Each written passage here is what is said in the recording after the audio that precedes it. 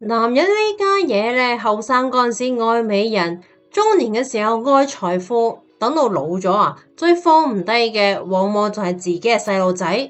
哪怕絕情如劉鑾雄，亦都逃唔過呢條規律。冇幾耐之前，74歲嘅劉鑾雄坐住輪椅現身電影《阿嫲的情書》嘅香港首映禮。比起電影本身，更加吸引外界目光嘅係坐咗佢嘅身邊嘅少年，同呂麗君所生嘅16歲兒子劉子峰。父子並肩觀影，有講有笑，畫面難得溫馨。但係如果將時間撥返去幾年之前，邊個又會諗得到會有咁樣嘅一幕呢？畢竟自從2014年劉鑾雄同呂麗君正式分手之後，呢一對父子嘅關係幾乎係降到去冰點。喺劉鑾雄嘅幾個仔女入面，劉子峰一直係最特殊亦都最疏遠嘅嗰一個。2010年劉子峰出世嘅時候，劉鑾雄同埋呂麗君嘅感情其實已經係搖搖欲墜。嗰幾年甘比早演咗劉鑾雄嘅生活，並且生下女兒劉秀華。兩個女主角嘅角力亦都進入到最激烈嘅階段。喺唔少外界人嘅眼中啊，劉子峰嘅出現本身係帶住濃厚嘅豪門博弈色彩。然而細路仔終歸係細路仔，仲未等到佢長大，父母嘅關係已經行向終點。2014年，劉鑾雄同埋呂麗君分道揚鑣，呂麗君帶住一雙兒女離開。從嗰陣時之後，劉子峰就鮮少再出現喺父親嘅身邊。後來一段時間，劉鑾雄甚至係公開表達不滿，認為呂麗君係影響住細路仔同自己嘅關係。日來二去，父子之間嘅距離越嚟越遠，咪話係共同出席活動咯，就連公開同框都極為罕見。亦正係因為如此，當劉鑾雄呢一次主動帶住劉子峰現身嘅時候，外界先會如此意外。更加耐人尋味嘅係，面對媒體嘅時候，劉鑾雄仲難得咁流露出幾分父親嘅溫柔。佢話啦：我個仔而家想睇呢一部電影，我就記喺心上面啦。短短嘅一句說話，佢係令到唔少人聞到一絲久違嘅父子情。畢竟喺過去好長一段時間入面，劉子峰幾乎就好似一個隱形人。相比於其他嘅兄弟姊妹頻繁曝光，佢始終係保護喺聚光燈之外。冰封15年嘅父子情，突然間就融化咗。想當初呂麗君話要保護個仔，驚佢因為出身被過早咁捲入名利場，變得浮躁同埋虛榮。而家唔驚啦咩？答案就好快出現咗喺呂麗君嘅社媒入面。佢高調咁晒出咗母子合照，配文透露劉子峰啱啱結束喺杭州漢基國際學校為期1年嘅寄宿學習，唔單止各科滿分啊，仲當選學生會主席，攞得一總監獎。睇起身係計劃初見成效，可以又攞得出手成績啦。香港富豪圈係一個特別老式嘅存在，冇憑紙貴呢一套至今有個存在嘅空間。呂麗君呢幾年投資屢屢失敗，眼睇住就快要玩完啦，呢一下子又翻咗身啦。仲記唔記得呂麗君同埋大劉分手嗰陣時鬧到佢幾咁僵啊？2016年11月15日，劉鑾雄喺7份報紙同時刊登成版嘅聲明，宣布同呂麗君早於2014年嘅時候已經分手，措辭之決絕，場面之轟動，堪稱係港圈分手史上面嘅名場面啊！聲明當中，佢唔單止劃清咗關係，仲強調已經贈予呂麗君價值超過啲20億港幣嘅資產。言下之意，仁至義盡，一別兩寬。劉鑾雄呢一份人相當冷幽默，一言不合就要開記者招待會，呢種方式類似於係今日嘅網絡升堂，主打一個各位看官評評理。發表分手聲明之後佢又公開接受咗媒體嘅訪問嗰陣時，細數呂麗君 N 條罪狀。第一條鬧佢貪得無厭，1分錢都要計到門清。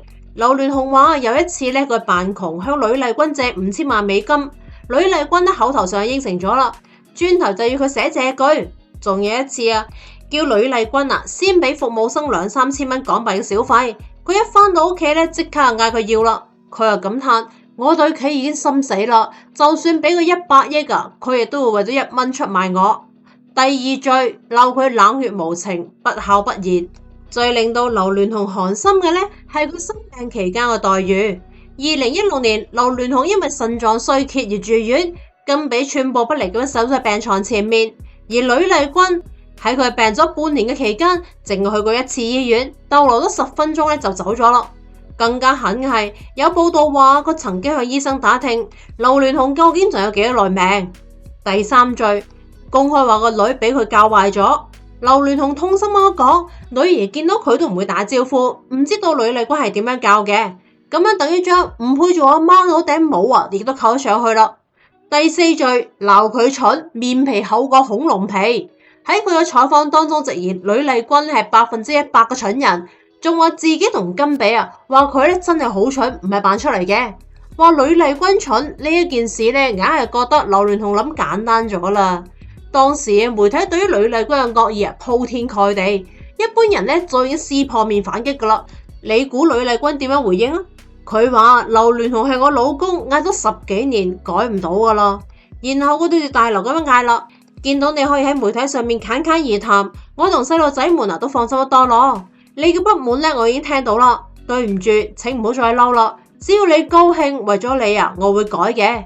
佢表現得如此大度，更加係令到劉鑾雄啊恨之入骨。劉鑾雄後來喺記者會上面就話啦，因為錢，佢露出咗九尾狐嘅尾巴，仲曾經話啦唔俾佢見仔女。佢將呂麗君同埋2個細路啊從家族信託基金當中除咗名，甚至係預留咗8億現金俾金比，聲稱啊如果呂麗君嚟奪產，就用呢一筆錢同佢打官司到底。分手嘅呢幾年入面啊，呂麗君投資場上面咧一敗塗地。佢手握住10幾億嘅分手費，佢係屢投資失利，虧空啊越嚟越大，不得不頻繁咁向前男朋友求助。2023年年初，佢被影到咧同劉鑾雄密會，外界以為係復合啊，實質上啊係哭求大劉接手佢名下估值過億嘅房產抵債啊。劉鑾雄喺合約當中專登附加條款，資金咧必須全部係用於還債，4日之內交存款證明。連資金用途都要嚴密監控，防止挪作他用啊！昔日枕邊人，如今淪為咗被如此咁樣防住啊，令人唏噓咯。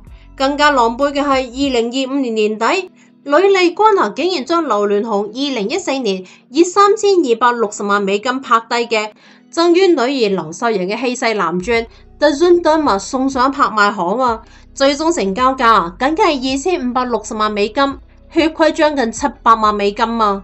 呢粒以女兒命名嘅9.51卡拉嘅艷彩藍鑽，曾經係父愛嘅見證，如今卻已經成為咗母親投資失利、資金斷裂嘅犧牲品。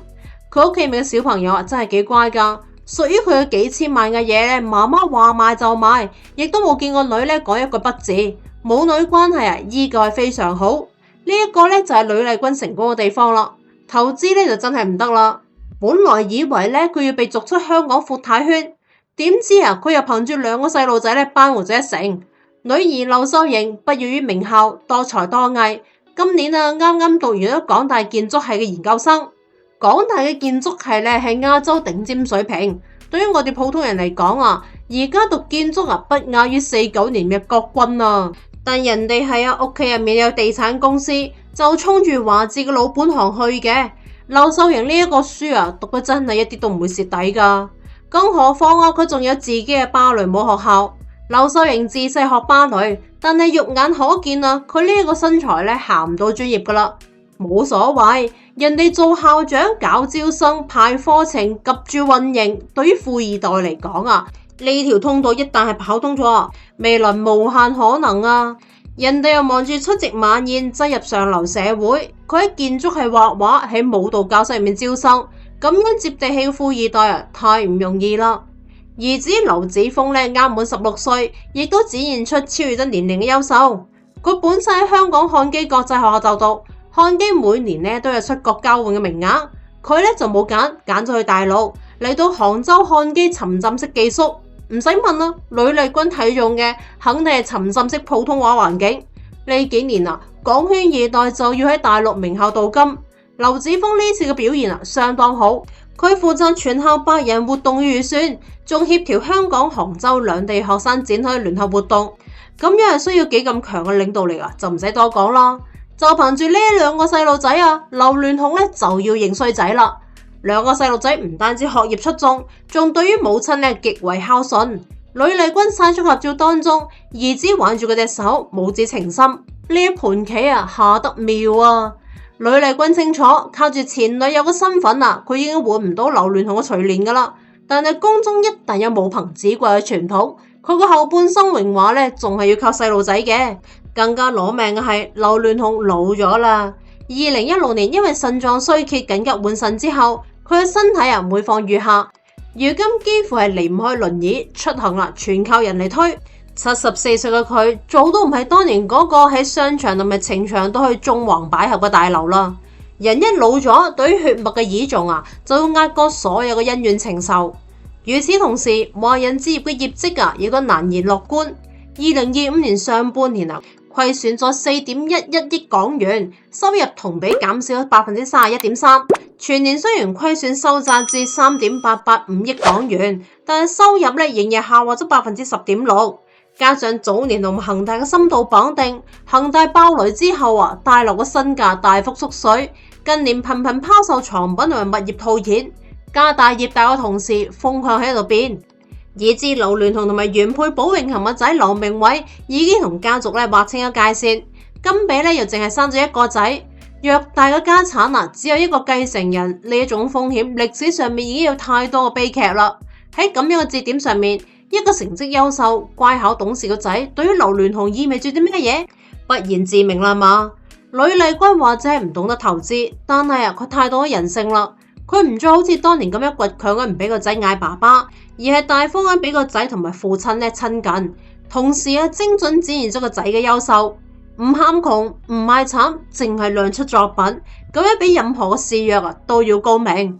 講句老實說話啦。有本事嘅細路仔根本就唔需要及住家族信託入面嘅份額嚟爭嚟爭去，學歷能力都係硬通貨，去到邊度都值錢。反而對於老邁嘅富豪嚟講，踏實上進嘅細路仔係家族嘅根基，錢係一時嘅，人才係一世嘅。呂麗君呢一輪贏到麻咗啦。